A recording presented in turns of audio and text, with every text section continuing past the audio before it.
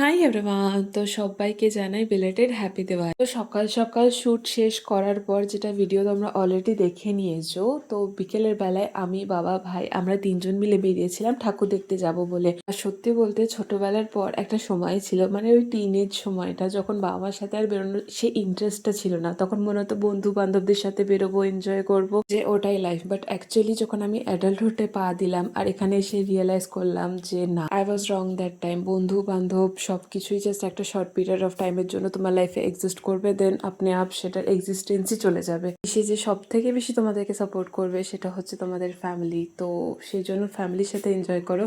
আমি বাইরে থাকি, একা থাকি, তো আমি এই জিনিসটা খুব ভালোভাবে ফিল করি যে না, ফ্যামিলি ছাড়া কিচ্ছু নেই।